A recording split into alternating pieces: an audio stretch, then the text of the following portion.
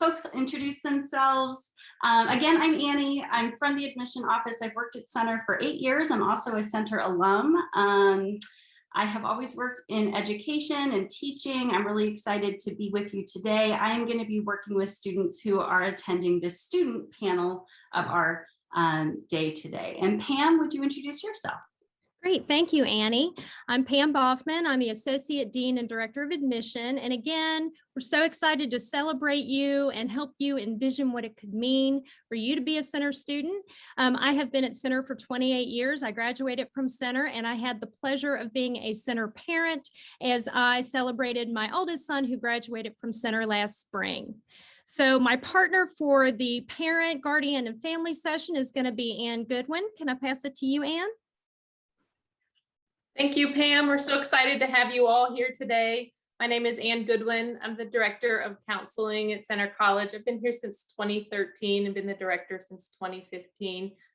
We provide free counseling to students on campus. We also provide a variety of support groups for a variety of things, academic learning differences. We also have support groups for eating disorder recovery, for men of color, women of color, for LGBTQ students. So we offer a lot of different groups that way, and we're pretty involved with orientation. So we'll get to see everybody right away when they arrive on campus. So anyhow, we're excited to be here. I'll be in the parent group. And so if you have more questions, I can answer them then. And I'm not sure who to pass it to. Sure. Well, Lauren Samuelson is our colleague who is behind the scenes right now. So she's going to be putting us into breakout groups. Hi, Lauren, from behind the scenes. Hannah, would you go next? Hi, guys. My name is Hannah. I'm a current student at Center, so I will be graduating in the spring of 2022. It seems so soon, but I'm an international studies major. I have an African and African American studies minor, and I'm involved in Best Buddies. I'm a Center ambassador. I also am part of Greek Life, and I've had a few internships while I've been at Center. So I'm excited to talk to you guys. Great. And I will pass it to Eric. Hi, everyone. My name is Eric Maloney. I graduated from Center. I am a class of 2020 alum. I majored in biology and I minored in film studies. I got the best of both the sciences and the arts while at Center. I was the vice president of the photography club. I did study abroad. I did work study and just certain jobs around campus, specifically at the Norton Center. So if you're interested in kind of like student job opportunities, you can talk to me about that. And yeah, I'm looking forward to kind of helping you guys get some more information about the student experience. All right. Thank you so much, guys. We are on our third edition of the Step into Center series, and we would love for you guys to join us for upcoming series that we have. Next week, we're going to be doing Center inclusion, so a deeper dive into diversity, service, and leadership at Center. April 20th, we'll be talking about after Center, so research, internships, outcomes, alumni. And then on the 27th, we're going to be talking about health and wellness at Center. And we'll also be looking a little bit more at kind of the pandemic and COVID and how all of that has gone, and some ideas about where that might go from here. If you want to check out a previous session, those are on our YouTube channel and you can check those out. Also want to point you to some really exciting opportunities that we have coming up. This Saturday, April 10th, is our big admitted student celebration. We're doing this virtually this year. We call it Center of Attention Day. You've gotten some emails about it, but you can also register right there at that link, and you can find it on our website as well. The other thing we want to make sure that you know about, if you are considering Center, joining the class of 2025, we have some awesome opportunities for you to connect with other admitted students. This platform called ZME, if you haven't yet checked it out, we would love to invite you to join us. And actually, we're going to be having some great conversations directly following this session on ZME. So if you want to copy that link, we'll also put it in the chat too. But we'd love to see you there. After this, of course, all of us are names are email addresses. So if you have any follow-up questions for any of us, feel free to send us an email. All right, so that's kind of our introduction. We're going to break into our rooms at this point. So we'll have a student session and a parent session. And thank you, Lauren, just put those links in the chat. So.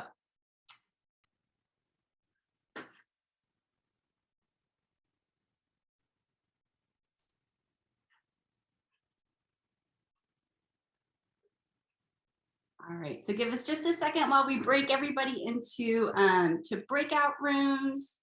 Give us just a minute while we work on that.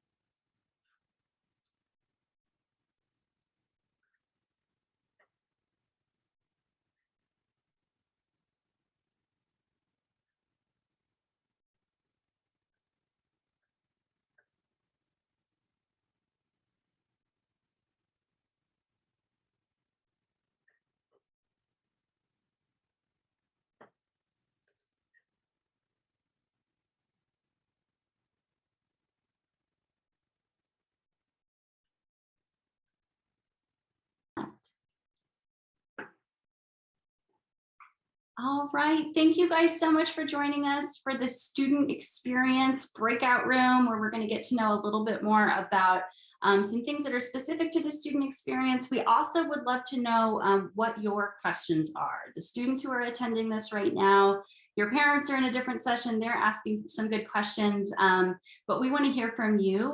We would love for you to use the chat. So that's going to be the best way for us to ask questions in this session. And we look forward to getting some of those questions. But to get us started, I know we did quick introductions. Hannah, would you mind to go ahead and say kind of the various, where you're from, your major, all of these different things that you've been involved with at Center? Yeah, so I am an international studies major, and so you don't declare your major until your sophomore year, but I totally came in thinking I was going to be a politics major, and I started taking some international studies courses and realized that that's where I wanted to be. And so I'm an international studies major. I've been abroad to New Zealand, and so I got to go abroad, and actually I studied volcanoes, so something that's totally not related to international studies. Everybody was like, are you a geology major? And I was like, no, not even close.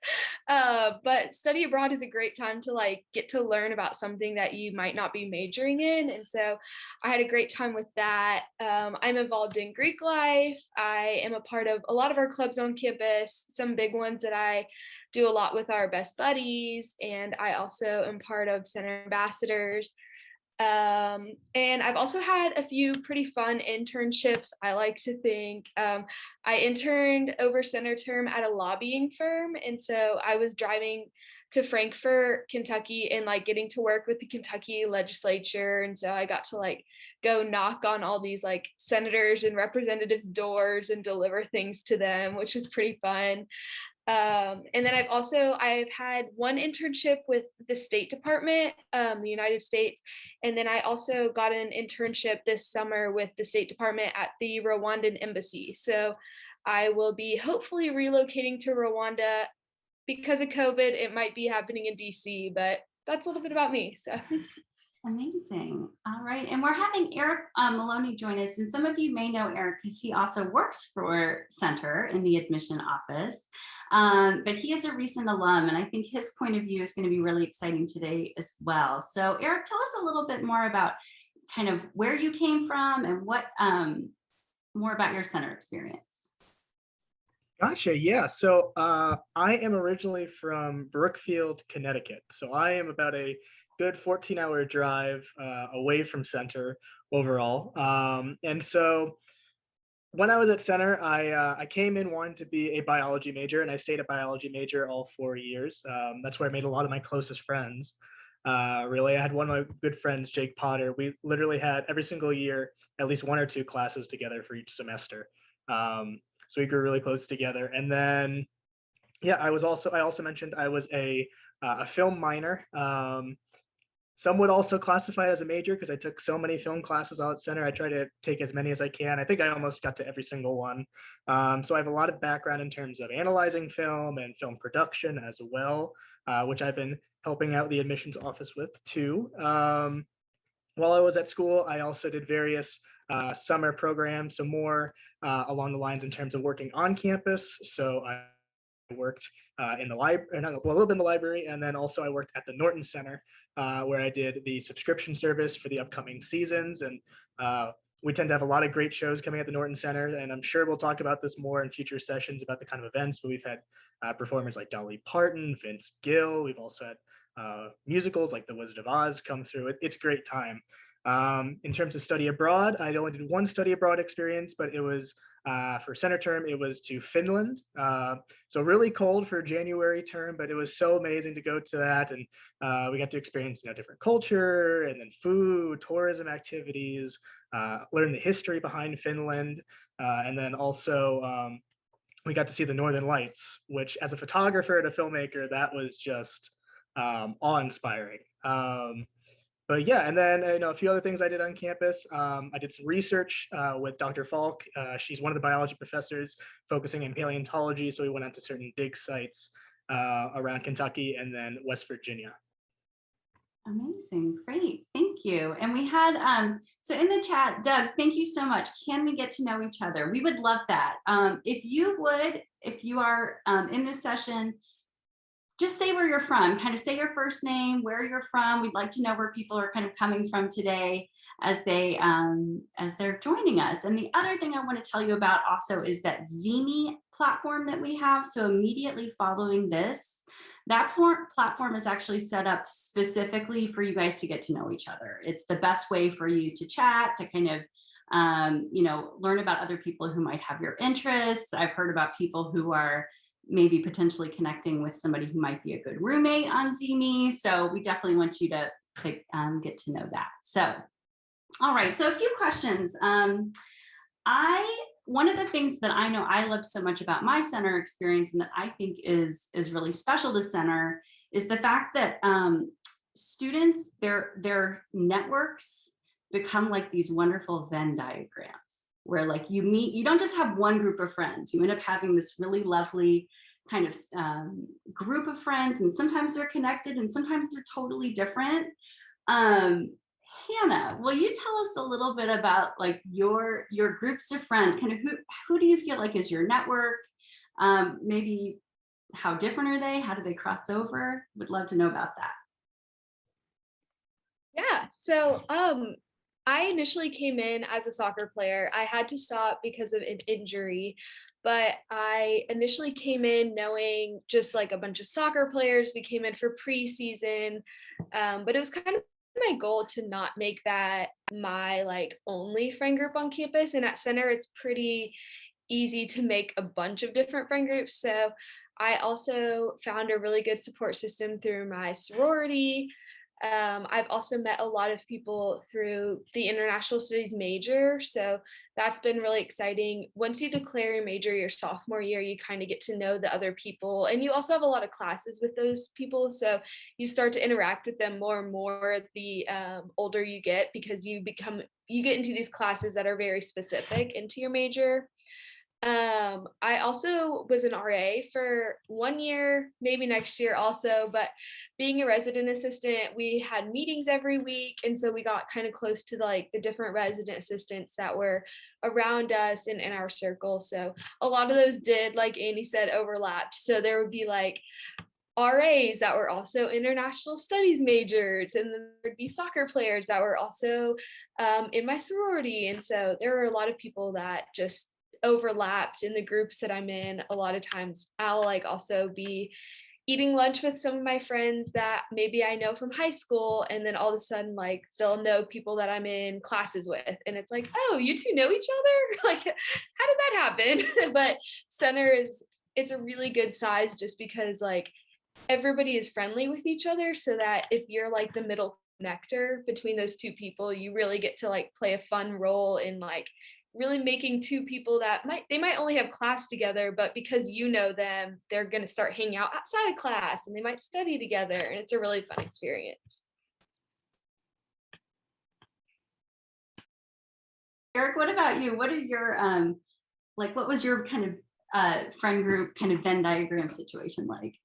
Oh, that's an interesting question. So I can't really answer this question without kind of bringing up my core friend group that I met through this program that Center offers over the summer before your first year, called Compass Program. It's a week-long event on campus. So you're staying on campus overnight. You get to socialize with a variety of different individuals, ranging from like 30 to 40 students that are going to be in your class. You do leadership training, creative activities, and then again, for most of the day, you also just have this time to socialize and get to know one another. And so that's where I met a lot of people in my friend group.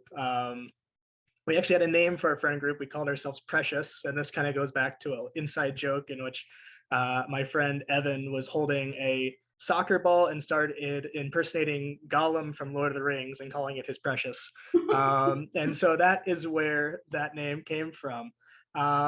But again, a lot of these people, it's like they kind of again stem out into different groups, and I even kind of branched out from there as well. So I mentioned my good friend Jake. I met him my first week at classes through one of our biology classes, and then we just came to know each other one-on-one really well. And then I introduced him to Precious, and then he kind of joined the fold. And the same happened when I started taking film classes. I met my other friend Evan. So I have two friends named Evan Miller and Evan Aroko. They're both tall. And so he was a film guy, and we made eye contact our first film class, and we both knew that we were both movie people. And so we just started these conversations, and I brought him into the fold as well. And it's just a whole bunch of kind of intertwining between all these different people that I met through, whether residence life or work study or just, specific classes. That's kind of how I started to build my friend group. And then of course I also had, friends who are also in the major as well, working on projects, and you'd have multiple labs together. You'd be working late nights on projects. I remember one specifically with two people, Amy and Steven. We were really struggling reading this one article, and jokingly we decided to call our presentation "God, Please Help Us." And then our professor read it when we went to kind of prepare for the presentation the next day. And so that was kind of an inside joke we had between all of us. So you do build these really close-knit friend groups within different divisions, which is cool. And then again, yeah, work study, you build friendships with not only other students, but also just the faculty and staff as well, which really, again, kind of builds that center community that we always talk about. And it is true. You really are going to make friends from, both all the different classes and then faculty and staff around campus. Great. So when you think about your experience as a student, what do you feel like is something that Center College does really well? I can go first, Eric. Yeah, hop on in. So I really, especially in the past year, coming home and talking to a lot of my friends who go to bigger schools, I've realized how intimate our relationships with faculty and professors are. And so how it doesn't feel like it is a dynamic where it's like a power dynamic and they're a professor and you're a student and they know a lot of stuff and they're teaching you. I've done independent research and also just been a part of projects and going to office hours. I've really learned that our professors are here to just kind of be our friends and teach us things in a very casual way. And so I have an independent research study right now. So that means it's just me and my professor. We get on Zoom once a week and he's helping me craft a research proposal. And every week it's I don't have to get on and feel like I have to write a paper and be very formal. It's just he's tell me what you learn. And I'm get to just talk to him and just be very casual in that relationship. And I think that's something I really value because I know that that's going to last beyond center. Yes, right now we have to get on Zoom every week and we have to talk about what I'm learning, but beyond center, I'm going to be able to have that relationship with him to where I can reach out to him and send him an email and say, Dr. Paskowich, look at what I learned. I found this out and what do you think about this? And so I really have enjoyed that. And I was telling my friends from home, I was oh, when my professor tweeted this, and they're you follow your professor on Twitter? And I was well, of course. That's the first thing I do when I'm in class. I'm oh, Dr. Faulkner has a Twitter. Let me follow him. And so we all follow each other on Twitter. It's very casual in the way that you interact with your professors and faculty.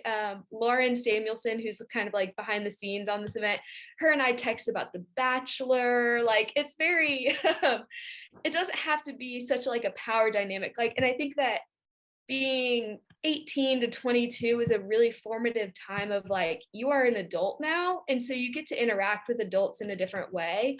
And it's really exciting to be able to interact with your professors in a way you do respect them and you know that they know a lot and they get to teach you, but at the same time, they want to learn from you and they want to interact with you in a very casual way. And so that's probably my favorite thing about Center, is just the way that you know that your professors really value their relationship with you and they are excited to talk to you. They want you to come to office hours. They want to be able to send you an email and tell you something exciting that they know you're interested in. And so that's probably been my favorite part, is just, especially when comparing my experience with other schools, is knowing that my relationships with my professors are going to last beyond my 4 years at Center. And my relationships with professors are very, I've grown a lot from them because they are not just in the classroom and they are not just them teaching me in a very formal way. So Awesome. yeah. Great. I'm going to ask one follow-up question. What are you doing research on with Professor Paskowitz? So I'm doing a research study on the disproportionate effect of the war on drugs on communities of color in Louisville. And so we're doing research on Kentucky, and then I'm hoping to apply for John C. Young research, which is like funded specifically like through the school research that you do your senior year. So awesome. Great. Well, I want to make sure we get to Elizabeth's question. Hi, Elizabeth. So does Center have an outing/outdoors club? Tell me a little bit about kind of nature life, outdoor life at Center. Eric, do you want to chime in on that one? I can take that. Yes, Elizabeth, we do have an outdoors club. So I'll kind of fill you on one of the kind of traditions we have at Center. So at the beginning of every single year during fall semester, we have something known as Expo. It's on one of the streets that goes through Center. We set up a whole bunch of tables where a whole bunch of clubs and church groups are all kind of are there, and you can sign up for email lists. And the outdoors club is one that's there every single year. They go hiking on weekends. Sometimes they do stargazing expeditions to certain areas, canoeing or kayaking in local lakes, ponds, and rivers.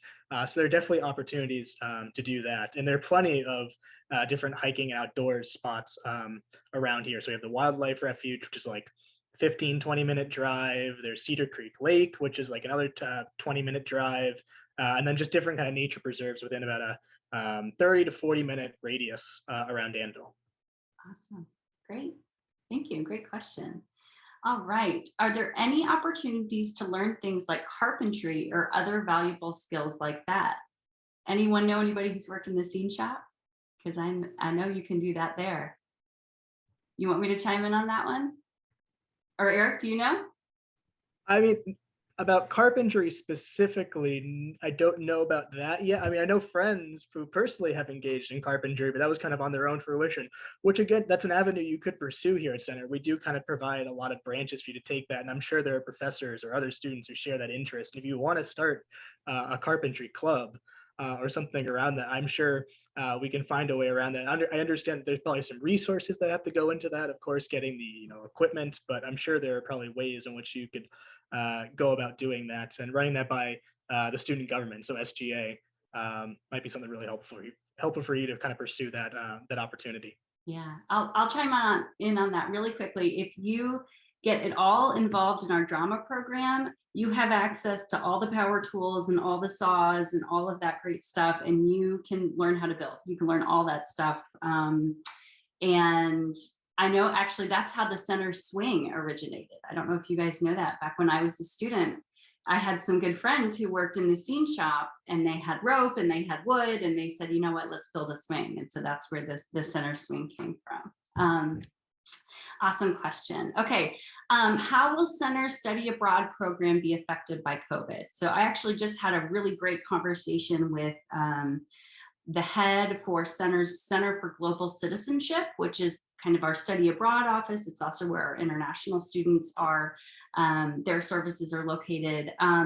So we are working really closely with all of the different countries where we send students every year to understand the protocols, what it's going to be like. According to her, we think we're going to be pretty much up and running. There may be certain countries where that's not, it's going to be a little bit more challenging for us to send students just because of quarantine rules and safety precautions. Of course, it's safety first, but yeah, we'll be up and going. And then, of course, if you're a first-year student, you don't study abroad your first year. So certainly by the time you're a sophomore, junior, senior, you're going to be good to go. You're going to have the full menu of options.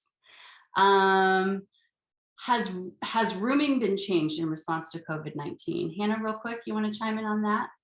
Rooming, housing? Not really. I would not say it has changed really at all. Our housing has pretty much stayed the same. Yeah. The way it's determined is the same, and it's really awesome. As you can see, I'm in a great room right now. So yeah. I love your room. I like your palm trees. Yeah, so there are definitely have been protocols as far as safety regulations and mask wearing and distancing, and all of that has been in place. But students have been living in the dorms and have been, kind of, doing it, just being students. So, all right, Kelsey has a question. I know Center is not a suitcase school, but do you think travel will be more open in the fall? I imagine, yeah. I think so. I mean, as long as things keep going the way that they're going, as far as vaccines, I know a lot of center students have been vaccinated already. We've had some vaccination clinics on campus, which has been really great. So I think it's going to look a little bit more like business as usual. Of course, pending, we have to, there are certain things we don't have control over, but all right. Are there opportunities for underclassmen research? Or is that typically reserved for upperclassmen? Also in research settings with professors, are students research assistants, or do they play an active role in determining the project? Awesome question. Hannah, do you feel like that's one you want, or Eric, do you want to chime in on that one? Or let's go with Hannah. I can go on, at least I am definitely, so I'm an international studies major, which is like social science research. So I thought that my research, I feel like, is different than like people who are STEM minded, but for me at least, I think those opportunities have been there all 4 years. At least I took 2 courses that were focused on incarceration, and when I was in office hours with my professor, that's when he said, like, would you be interested in pursuing more research? So it's something that if you show interest, professors are going to be excited to let you pursue research on your own. So it's more about you being interested, you having taken courses that are related to this topic and maybe wanting to expand on what is offered to say, oh, wait, I've taken all the incarceration courses. What's some research I could do on this topic? And so I think that is the initiative and the interest in something beyond maybe a classroom setting is what pushed me into doing research. And I never thought I would be somebody who's doing research per se, but it's definitely more casual and very interesting. And then there is also opportunities to stay at Center's campus over the summer. So I've had friends that have stayed on campus during the summer, gotten paid. You get to live on campus for free, I believe, and do research with a professor. So that's a really cool opportunity too. If you maybe don't have an internship or don't know what you want to do for the summer, it's a really awesome opportunity to stay on campus and work with a professor to get that experience doing research. Yeah, awesome. Can first-year students study abroad during center term? No, center students stay on campus their first year because we want you to really get involved in the community. We also have special courses that are designed just for first-year students that you take your first center term called first-year studies, which are really, really interdisciplinary and fascinating and interesting, and they really help you figure out what it is like to study a topic. Well, Hannah, you can probably talk about your center term experiences, but so that's why you don't study abroad during center term your first year, because you are involved in that kind of coursework. So these are awesome questions. I think we maybe have we are actually supposed to be wrapping up. We have a short time, kind of 7:30 was kind of our goal, because really what I would love for all of you guys to do is to join for our Zini session that's following after this. And so again, I put that link in the chat, but let me put it again just so it's right there. That's going to be another opportunity for you to get to know other students who are on this chat, because we couldn't really all chat with each other. We are so excited that you guys joined us tonight. Let's just do some quick closing words. If you had to describe Center in one word, what would it be? And I will do mine, because I know that's a tough question, putting you on the spot. My word for Center is exploration.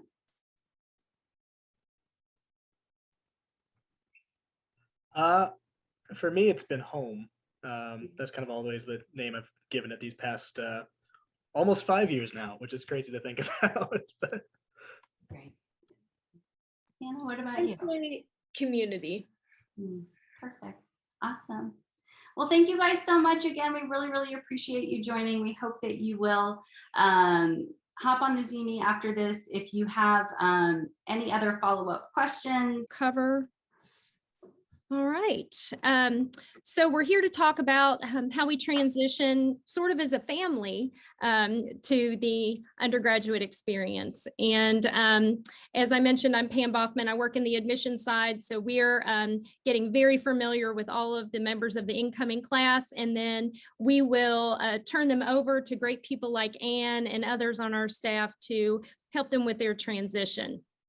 What I thought I would do, I have been a college parent. I've been specifically a college parent at Center. So I've lived through this experience, and you know, we start late spring trying to help our incoming class transition.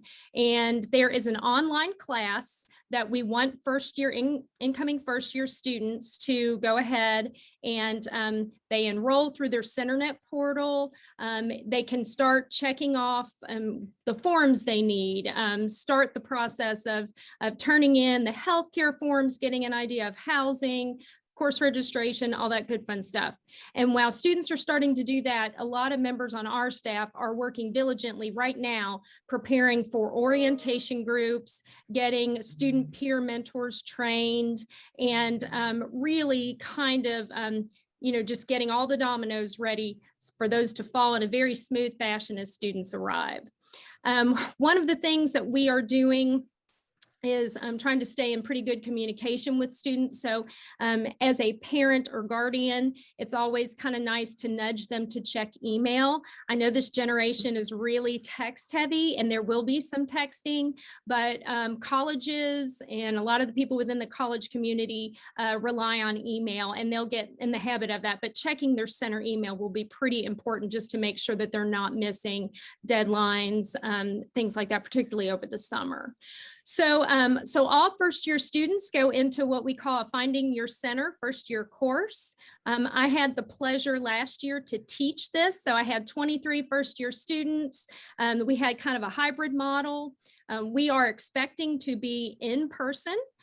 So we're excited about the prospects of the fall and gathering in community and kind of doing this in a more fitful way than the hybrid way that we did last year. The first year course is really designed to help students start making that academic transition to becoming a more confident college student. So we cover study skills. We highlight all of the resources on campus, and the idea behind that is to make sure that they know, our incoming students know to whom they should go for what need and what resources are there for them to use.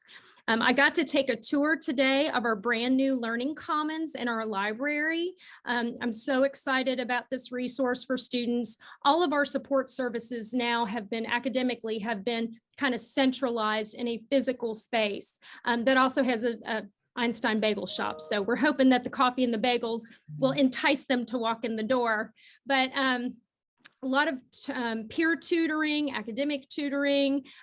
Brian Cusato, who is the director, is going to be a wonderful resource to help students with study skills. And there's a writing center. There's all kinds of great resources there. So we're going to want students to get very familiar with that building and everything that's going to be housed in there. So there's a lot of information initially for students in the summer. We go through an orientation with students. It can be a lot to take in all at once, but that won't be the last they hear of these resources. There'll be a lot of communication from different offices on campus inviting students to take full advantage. So I just wanted to set the stage a little bit academically for how we start that transition. And can you talk a little bit about how we help students do that transition on the social and student life side? Sure, thanks, Pam. And as you were talking, I was thinking about all of the ways this year, when it was a different year, when it was the COVID year, how many layers of opportunity for making connections we built into that first couple months. I mean, even just now when you were talking about the first year course that goes throughout the year, that Pam was one of the teachers partially in response to COVID, and then also just kind of thinking every year, trying how to make things better.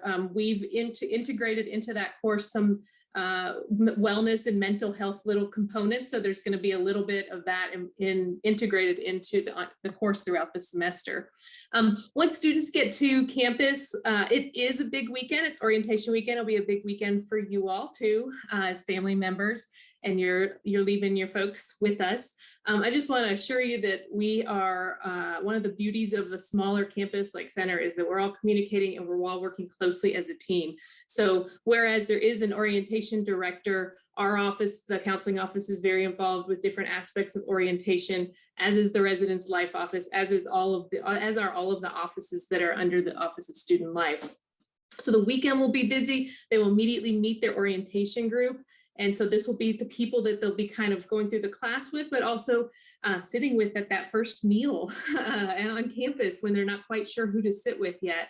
And that won't be their only layers of interaction, but that's one layer. There'll also be their residence life. And these are not the same groups of people. The orientation group is not necessarily who's in their hall. So they'll have their roommate, and then they'll have the people in their hall as well that they'll have the opportunity to meet right away. There are student RAs, resident assistants, in the hall, and the first year resident assistants are very attentive, are hands-on, are immediately getting to know each of their residents and trying to provide that support to them through that first weekend. It's a pretty busy weekend, so you may not hear from them much. It's intentionally busy, so it can be a little overwhelming for some students, but it's so that they are kind of pushed into kind of acclimating and making connections with different students. And then classes will start the following Monday. And on Thursday will be what we call Expo, where they get to go around and see all these different opportunities for involvement, like our students who we were just listening to, like the Buddies program, or if they're interested in student government, they're interested in the environment, if they're interested in any different topic, there's a bunch of clubs that they can sign up for, and then feel them out and decide what they're interested in. They'll get a lot of information, like Pam said, during that orientation, but it's provided then, but I kind of feel like it's a lot of information coming, so it's also provided lots of other times throughout the year. And then for some students, occasionally, I mean, to be just really honest with you, there'll be a student or two who will have some pretty serious homesickness those first couple days. I was thinking about that as we were starting talking about how most years there's one or two or sometimes more who during that first weekend they need some support. And then I'm really happy to say that oftentimes they don't need support after the first week or so. Once they get into classes and kind of get acclimated, then they're doing great. And it's not all the students, it's just sometimes it catches them off guard, the students who have a little bit of homesickness that first weekend. But if they're having a hard time, we usually just try and get them to put one foot in front of the next one, try and get to the first day of classes and try to get things going. And then a lot of that usually settles down. Our office is, like I said, involved with orientation, and we're also on call. We have 4 counselors in our office from a variety of different licensing backgrounds, but also different life experience backgrounds.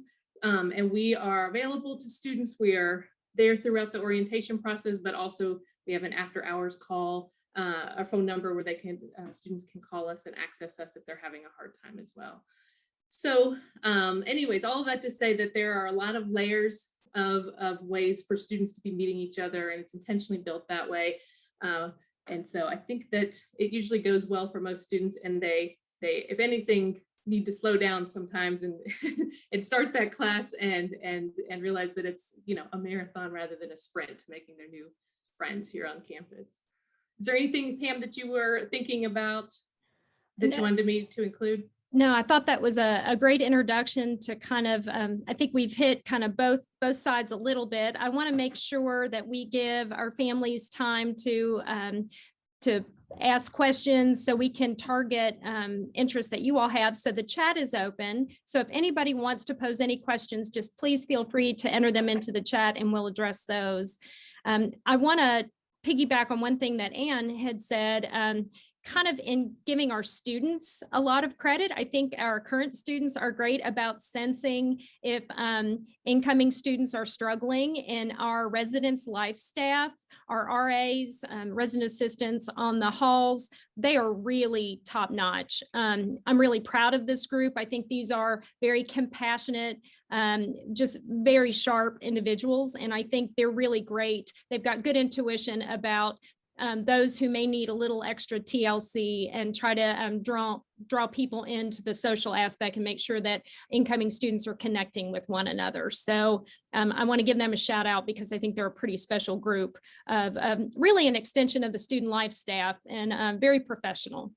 Yeah, so, I'll add to that, Pam, unless there's a question here, but that we work in collaboration with a lot of other offices on the training for RAs, and they are very thoroughly trained as well. And I got an email this week about setting up and talking about the trainings for this coming fall for the RAs and for the residence directors, the RDs, who are kind of the students who oversee the RAs. And having worked with them firsthand on different situations, I have to just reiterate what Pam said and say that it's amazing what our college students amaze me all the time, but in the RA role, they certainly amaze me with how present they are and how empathetic they are and what a great support they are. And I think it's, I always say it's really nice, a counselor will get up and talk about mental health, but it's really effective when a peer talks about taking care of yourself and about getting enough sleep. It's so much, it falls better than when the counselor gets up and says, have you gotten 8 hours of sleep? Or when's the last time you ate 3 meals, or whatever it is that we're saying to them. But if their peer is saying it, they're more apt to go. Let's see here. What is the difference between peer tutoring and academic tutoring? That's a good question. So when I was over in the Learning Center today, there are a couple different ways that we want to go about this. If a student can go online and they can pick an academic area and they can request tutoring. Before we will pair them with a student tutor, which is, I think students really can respond well to another student. We will ask that student if they have been to see their professor first. And what we want to do is we want to make sure that professor is involved so that the professor can help facilitate really and identify maybe what the issues are and what the student tutor needs to focus on. So there are study sessions that are run by faculty members and by students. For instance, I think they do those in the evenings for math. There's individual sessions. We always encourage our students to go see professors for a lot of individual conversation. That should always be the first stop, actually. But then we have the student tutoring that happens, and that's a pretty effective model as well. So there are a lot of different outlets, but we want to make sure that they're not working all separately and that there's good continuity between those, so the student is really getting the help they need to transition successfully and succeed in whatever that academic discipline is. Does that answer your question, Cora? Great. Very good. The Learning Commons, what we found is we had a lot of services, but we didn't have them really housed together. And I really think this new dedicated physical space will be really inviting for students. And so walking through it today, I just, as a former center parent, I was just kind of really proud of what's the result and all the planning that's gone into this facility. So it's housed in our library. It's right in the central part of campus. So students are going to have good access, and you can see the director's office easily off the first floor. And he's, has offered, he said, I will meet with any and every student who wants help. So I'm really pleased with the visibility of it. And I'm happy about the bagels. We're all happy about bagels and the coffee. Can't go wrong with bagels and coffee. So other questions that you all may have. And I'm going to direct a question to you. I've heard you talk before about that first term, and particularly as students kind of navigate that, the advice you have for parents on fall break, those kinds of things, on how you welcome a student home after they've been gone, and some of those things, and how you can advise families on helping the student make a successful transition. Sure. The first thing that comes to mind that I always like to talk to parents about, and if you come join our center community and you come in the fall, I'll probably say it again, but it'll be falling in slightly different years. So maybe it will stick one of the two times. But my daughters are in middle school, but I think back to their first sleepover, and I think about that fear of sleeping away from home, for example, and how we have to kind of stall with them a little bit and kind of be like, well, let's try this, well, let's try that. And it can be that same way that there's a lot of excitement. So there's a lot of anticipation, expectation coming into going to college. And then it can just feel like a lot that first couple of days for some people. So I think the one thing to think about that first week as you navigate your own emotions with having dropped off your student is to kind of support them and think about how to, like we were saying before, kind of set little postmarks that they try to make it to, and to understand that like fear that, oh, am I smart enough? Is this the place I want to be? All that kind of doubt that can creep in right away at the beginning is normal, and that a lot of students are experiencing that. Some it will get more intense for, and some it'll just kind of come in waves if they have a harder day or a less hard day like they would at home. So I think that that's the first piece of advice that I would give a parent, is to remember that when they call you is when it's the crisis moment.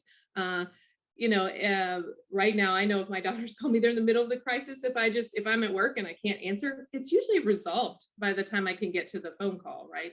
And talk to them about whatever the crisis was. So remembering all that parent wisdom and family wisdom that you bring, that you've experienced over the past, 18 years or however long. And then when they come home for fall break, I think remembering, one is that they're going to be tired. Fall break is right around midterms. And so they will have just studied likely harder than they've ever studied ever, right? By a lot. Some people go to really rigorous high schools and they've been through this before, but a lot of people that transition from high school is a huge step forward. And so recognizing that they may need to sleep and that it may take them a while to be present with you again. And I think that the other part is when they are at school, watching that and watching, I like to talk about sleep a lot, obviously, but also watching are they checking their emails? Does it seem like they're sleeping? Does it seem like are they talking about going to get meals? And just checking in on those things in a way that you, again, bring your parenting wisdom, is effective with your student, right? Because we all know as parents that we can be ineffective if we, for my kids, at least if I nag or ask in a certain voice or in a certain way. So thinking about what works with your students. And I think the other part is and this is about us as parents, right, is to expect some communication spreading out, right? They're going to have to be college students. They're going to have to, every professor in our office, probably in the learning commons, somebody's going to say, put your phone on airplane mode for 2, 3, 4 hours and dig into this content because it's heavy and it's going to take real focus. And some of them haven't done that before. And some of us as parents haven't experienced that before, of just being out of complete communication, right? This is a generation that grew up with cell phones. And so we've parented exclusively with cell phones. And so I just encourage parents to recognize that that may be what they have to do. And it can be a little uncomfortable if that's not what you're used to with your family. When you come if you come to visit at some point, anticipating that we can visit, I think giving them a heads up is helpful. They are college students. They probably won't have mastered time management. So if you do a surprise visit thinking that's fun and I'll show up with cookies, they may be in the middle of a 5-page paper on page 2 and it's due in 45 minutes, right? And so I think just, and their room may be in a state that really makes you question your parenting choices. But so you just want to kind of give them a heads up and recognize that they're starting to navigate making these decisions for themselves. And so time management may be a little messy. You want to give them a heads up, and other decisions that they're making, they just might need to kind of navigate through that. And they will come to you for advice, but recognizing that it might be a little bit different. I would encourage, unless there's a reason, like unless you have something going on with your student, I would encourage you to not track them on the phone, turn it off.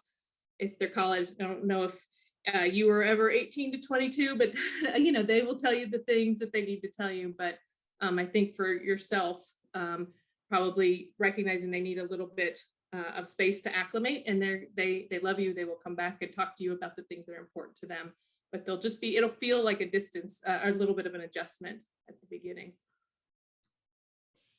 We did have a question in there about a period for parent visiting. We don't say in a very strong way, don't come for the first month or anything like that, but we do, I think Anne has good counsel on kind of letting them make that adjustment. And as much as we want to see them, you know, step back a little bit and say, you know, let them have the time they need. We do have a family weekend in the fall and we celebrate that.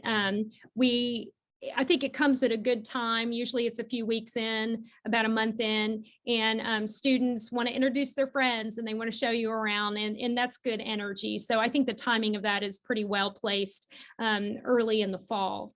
One thing that I want to share, kind of again to piggyback on sort of Anne's good counsel, the one thing that I find very useful is to not normalize, that's maybe not the right word, but really to help your student realize that failure, and I don't mean widespread failure, they're going to not do well, but failure is defined different ways for different students. And some of our students will never have had a C on a paper or a test before, and they get that back and they lose a lot of confidence. And we're really big on the growth mindset here. And one of our professors shared not long ago, she's a Fulbright. Well, 2 summers ago, I think Jenny Ballard was a Fulbright recipient, and she did some really exceptional work. She is an exceptional Spanish teacher. She got a C in Spanish here, and in her introductory course. And she, you know, at the time thought, I can never do this. You know, what kind of professor am I going to be if I'm just doing average work? So I think keeping your student encouraged if they share with you that they're not turning out the grades that they want, or if they applied for something and they didn't get it. You know, if they applied to be a resident assistant at the end of the spring, it's a really competitive process, really competitive pool. They may not get it the first time, but they may get it the second time. So I think finding the value in failure or those hiccups, I think is really important so students can realize their potential and grow in a way that's going to be transformational. And so I wanted to empower my son, you know, when he said, I didn't do as well on my econ quiz as I wanted. And, you know, that's how do you think you should handle it? What do you think you can do to learn that material and get a better grasp of the concepts, and let him tell me the problem solving. So I found that really useful because we do attract students who have been very successful. Some of them have not been as challenged in their high school setting, and they come to Center, and it's a rigorous, a supportive place, but it's going to be a new academic experience. So I think it's not going to be straight A's. They're not going to get A's on everything. So encouraging and supporting them is really important, I think, in that respect. Yeah, and to support what Pam was saying, that a lot of, I mean, I remember my first semester at college. I was at Notre Dame. My older two brothers had gone to Notre Dame, and I was at midway through. I was like, I'm going to be the first person to fail out of Notre Dame this semester. It was fine. You know, I not that semester, but other semesters made dean's list. Like it works out, but it's a skill development. And so also, if they're not sure, if they have that moment of doubt, reminding them about resources that are available, and that this is the learning curve, and that it's likely they're going to get better and better at figuring out the right way to write papers and right way to study for classes. And regarding the time period thing, it just made me think again. I'm sorry to hit homesickness hard, but if that oftentimes students who are struggling with homesickness, one of the things when we're working closely with them, if they're coming into our office, we often have them maybe decrease the amount of phone calls home, or the FaceTiming home, or if there's a significant other at home, like a hometown boyfriend or girlfriend, or somebody that they're dating from home, and try to help them get present here on campus. And our office is happy to help, try to find avenues to areas that they're interested in, things that worked for them in high school with connecting to people. But if that's the hard part, right, as a parent, to want to come and be present and really help resolve that for the student, but oftentimes they gotta walk that one. They can know that you're supporting them and cheering them on, but they've gotta kind of navigate it here, on campus. And so, yeah, the parent weekend is timed intentionally with the idea of this would be the first visit from parents. Some students are in sports or involved in some kind of activity. So that's not a don't come hard and fast rule like Pam was saying. But if you're trying to navigate it, that's kind of the general guideline, but do what's best for your family and for your student, of course. I will also say you're going to hear some excitement, because there are going to be some great successes that they may surprise themselves in some way. They may turn out to be better in a subject area than they expected. And so I think any of those struggles are going to be balanced out by a lot of success, achievement. They're going to feel good about themselves in a lot of different ways. And I think the residential environment here is really wonderful for that, because our students are really supportive of one another. One thing I really value in the culture here is that our students celebrate everybody's success. One student's success does not detract from another student's success. And so that sense of competition, of getting your paper and going, what'd you get on your, test, and that sense of competition, I think, is really absent here. And I really treasure that. So the students get a lot of encouragement from each other. And I think that's pretty special. Yeah, and there are such rich and meaningful ways to connect as well. I think about the opportunity to the service office is very, very strong on our office, on our campus, and there are a lot of opportunities if students are interested in some kind of community service or civic engagement. And then also study abroad, of course, is a really wonderful opportunity to have really meaningful connections.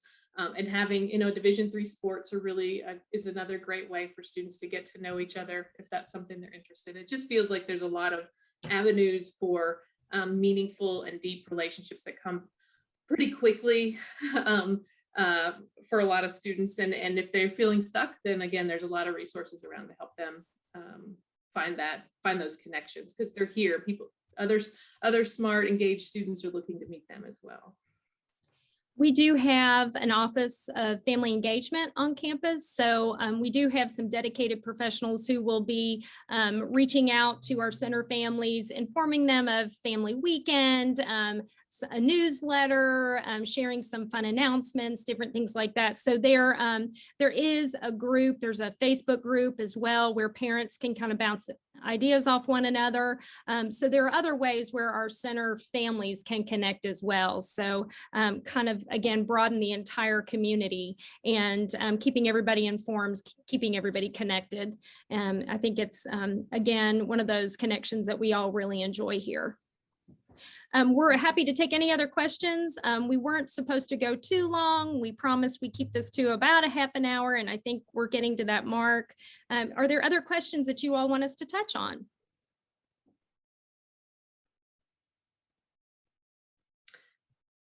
I think this is going to come in a later session, but in case this is the only one you meet, I would be in big trouble if I went into work tomorrow and hadn't shared that there's also a student health. It's kind of like it's been a walk-in clinic. This year's, a little different with everything going on with COVID, but they've really shown their strength and their intelligence this year in leading us through this pandemic. And so I guess, again, they're my colleagues, so I guess I'm biased, but also they are absolutely a group of folks that I would have my children go see if they were sick. They're warm and caring and smart and up to date on the newest and with health issues and whatever health issue is being presented. So I just wanted to sing their praises for a moment too. And the student health office, and we're counseling with them, is right across from the swimming pool and right next to the football stadium. So just down the street from the Norton Center. Great, thank you. We'll kind of wrap up here. I'm going to put my email in the chat. Anybody can reach out to me anytime. I would be remiss if I didn't kind of strongly state my satisfaction as a center parent. I mean, I watched my oldest son grow in a way that it's just hard to kind of articulate. And he is exceptionally grateful for his center experience. He's in graduate school. He is making very good grades, attributes that to center, and has basically said graduate school's easy. I'm glad to hear that. So I'm glad he's doing well. But the connections he made, he wanted to be kind of the local person who was really welcoming to out-of-state students. So he drove students to get haircuts and to doctor's appointments. And he wanted to be the local student who gave them the ins and outs of Danville and the airports and drove people to the airport. So he is just really thankful how broad his social network is. But last spring, when he graduated and we were not able to have the traditional ceremony, I had reached out to some center people and just asked if they would be interested in sharing a video message for him. And I made this kind of center celebration video as a surprise for him. There were about 8 center people, professors and staff members, who jumped at the opportunity, and we had this nice video memento now of people who really invested in his development. And it was really touching for him, I could tell, but that's just kind of signature of the center community. People invest in one another, and it's very tight knit. And as a parent, that's what I wanted for my child. I imagine that's what you'll want for your child as well. And it was better than I expected, even better than my center experience. So I will leave us with that. Anne, do you have any last words? No, I just want to encourage you to encourage your student, if they come here, to reach out. There are resources everywhere. And a lot of my colleagues in different areas, whether it's in the academic dean's office or the Office of Diversity and Inclusion, or different offices, Title IX office across the campus, athletics, people are fully engaged and take their role very, very seriously. And so if a student were to need some support or not know where to go with something, just starting a conversation with someone will probably lead them to the right person, because again, it being small, it's pretty connected, but everyone is here to help and to provide as much support as possible. Great. Thank you all for joining us tonight. We know that you are busy as high school parents, and I wish you all well. I know this has been a year that has thrown your family a lot of curveballs with milestones and celebrations, and that's not lost on us.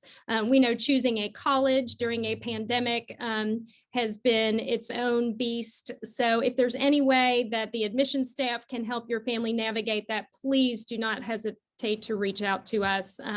We want to make sure you all are fully informed and know what you need to know. So contact us as you'd like, and you all have a great evening.